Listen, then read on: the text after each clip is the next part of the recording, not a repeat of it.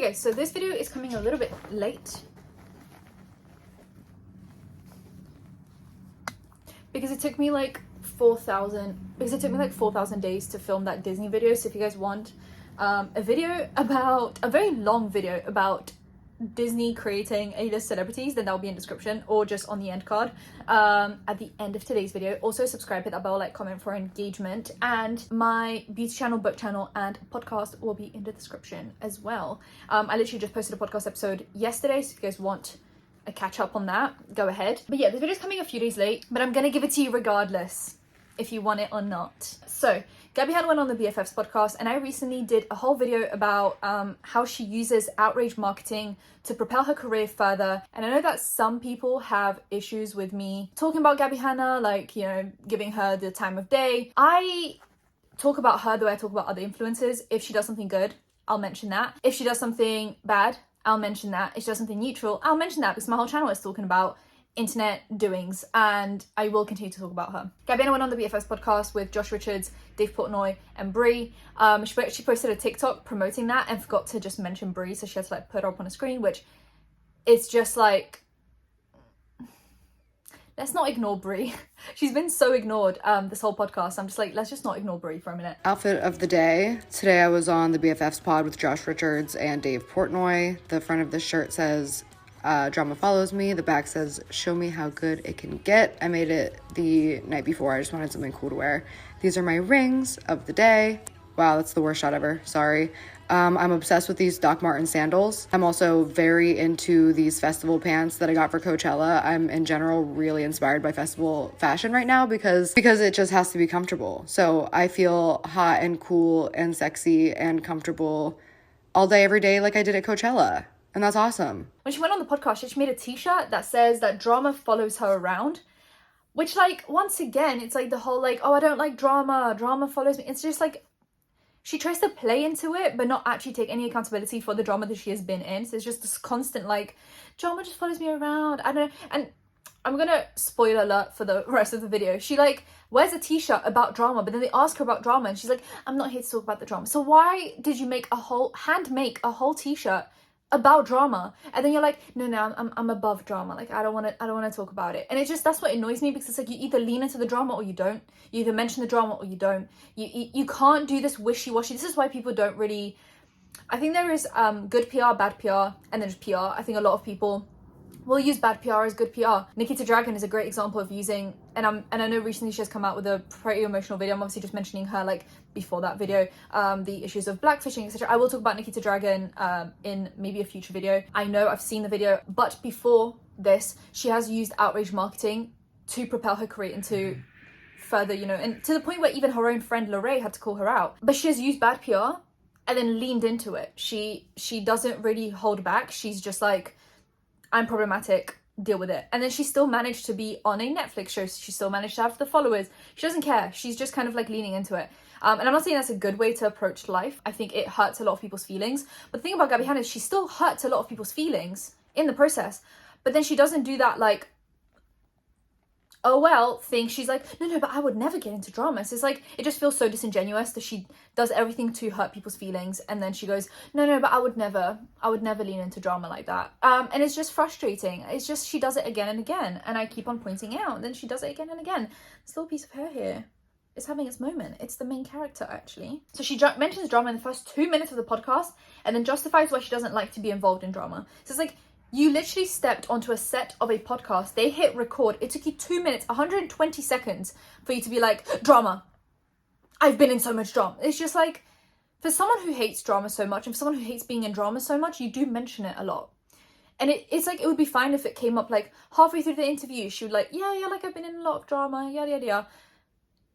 2 minutes of the podcast, we're already talking about drama. But then you're like, no, but like, I don't want to go into the details of drama. So like, why mention it in the first place? She says she doesn't know much about TikTokers. She identifies with Dave Portnoy with the champagne story. If you guys don't know, Dave Portnoy has a champagne little thing that he does where he pops a bottle of champagne for every enemy that he defeats. Anyone that tries to cancel him on the internet, if he successfully defeats them, he'll pop a bottle of champagne. She then tries to identify with that and is like, oh my God, I tried to take on your approach. And then And then she tries to blame the fact that no one supported her on sexism. She said that Dave gets away with it because he's a man, but when she tried to clap back at her enemies because of sexism, no one believed her. It wasn't because of sexism.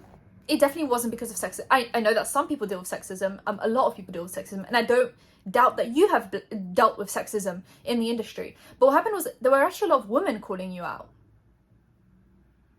Me. A lot of drama channels are women.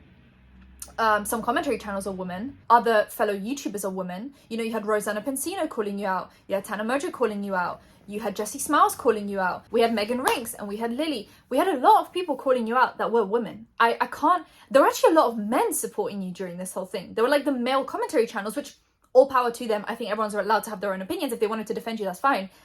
But it just so happens that during your little series where you were clapping back at people, it was the men supporting you and the women going against you. So I'm really not sure where sexism plays into that. I usually am very much in tune with sexism and like I understand it and I get it. And I'm usually just like, yeah, men are trash.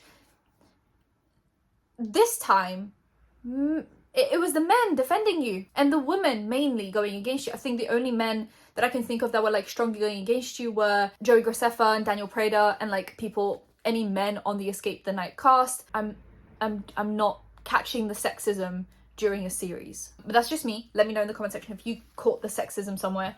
She compares herself to Britney and Bad Baby as well, and then she goes on this big tangent about Bad Baby, which, look, that was actually the one part of the interview where I do agree with her. I think Bad Baby was a troubled teen from a troubled household. Her parents did not raise her properly, and that's not her fault, that's her parents' fault for not raising her properly. Then they took their unraised child who was causing them issues, put them on a reality TV show to then exploit, and then she became a celebrity, which means she was actually rewarded for her bad behavior. So she continued to do what? Go on with her bad behavior, because that's what she was rewarded for. She was given fame for being a bad, troubled teen. Everything that she has done while being a troubled teen has actually reaped her great rewards, essentially. So yeah, I did agree with that.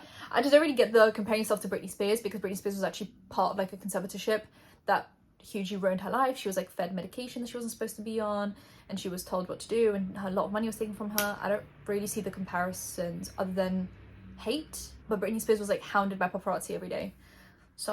And she had her kids taken away at some point. I just don't really see the comparison. She says that she doesn't give any energy to hate, but like 2 minutes in, we're already talking about drama. Further down, you're already talking about drama, but you're like, I don't, but you do give energy to hate. Everyone gives energy to hate. Like I give energy to hate. I read hate comments about myself and then I cry myself to sleep. Everyone gives energy to hate. So I don't know why you're not leaning into that. Why are you pretending to be this like above it all person? Just like be like, yeah, I do actually hate that I get hate. And I read it about myself. Like, just say that. She says that she also doesn't give any energy to hate, but then what was the point of bringing up Dave Portnoy's champagne story? Because that whole thing is about like haters.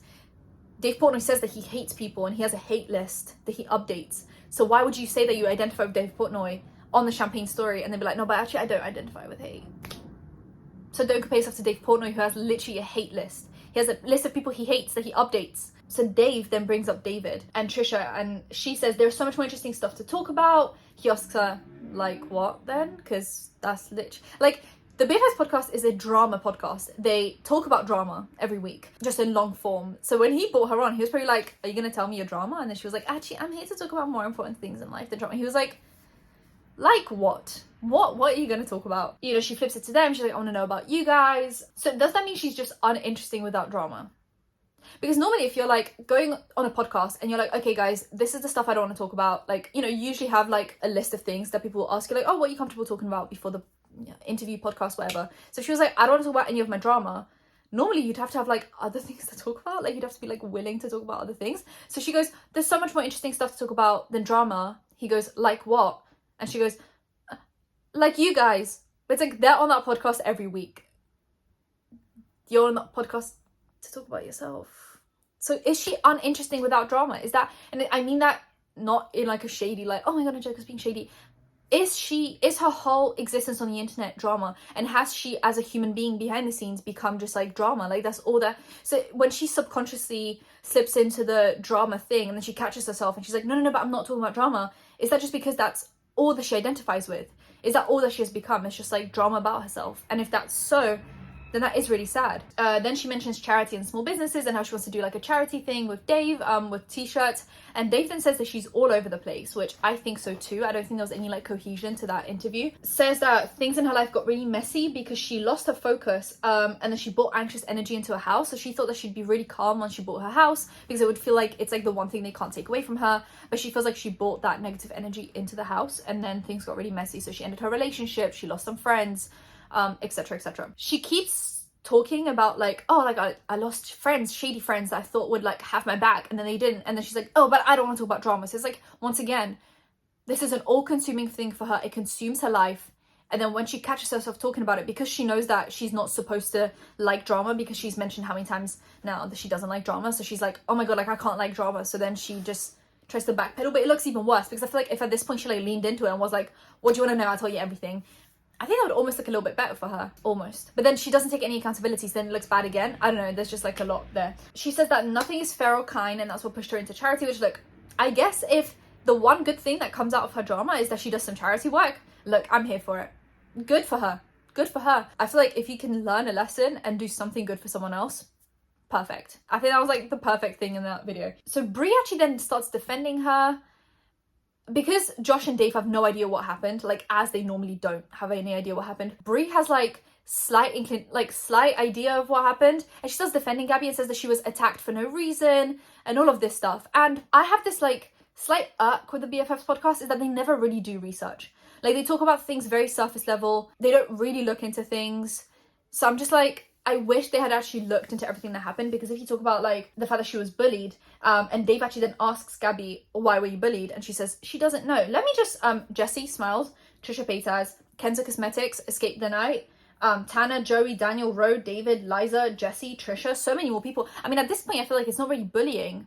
If this many people have issues with you, and you've done so many up things, I feel like it's not bullying. And I wish Bri had done a bit more research. If she was going to talk about it so openly, I feel like if she had just like sat that one out and like hadn't said anything, I wouldn't be getting angry. But I feel like because she actively said something, I feel like now I have to be like, well, Bri, I wish you had done a little bit more research. You know, with Kenza Cosmetics, that was like the start of it all. Manage your expectations. Sorry that sold you guys a scam. My bad. No, she didn't even say sorry.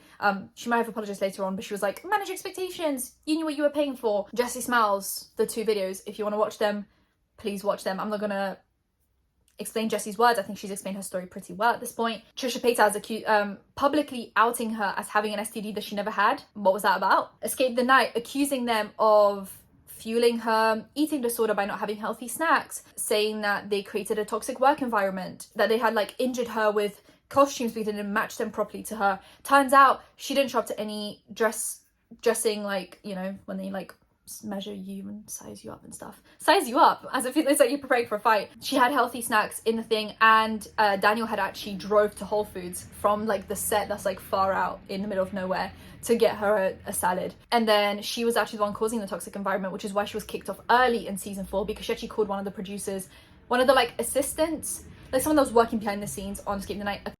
So Rosanna Pansino has talked about this, Tyler Mojo has talked about this, Daniel Prado has talked about this, Joey Graceffa has talked about this. I don't think she's getting bullied. I think she's just an awful person to work with. And I think behind the scenes in LA, a lot of people have realised that she's just not a great person to be friends with. So I don't think it was bullying. I think it was just holding someone accountable that was going out of their way to attack people for no reason. Gabbie says that she's been healing from this and won't get into drama. I wish they'd done a bit more research. And then they start addressing Nessa and Jaden and all of that stuff, which I might actually leave for a separate video. So that might come like tomorrow, the day after, whenever I feel like posting that one. And yeah, subscribe to that bell, like, comment for engagement. Let me know what you guys think about all of this, and I'll see you in my next one. Bye guys.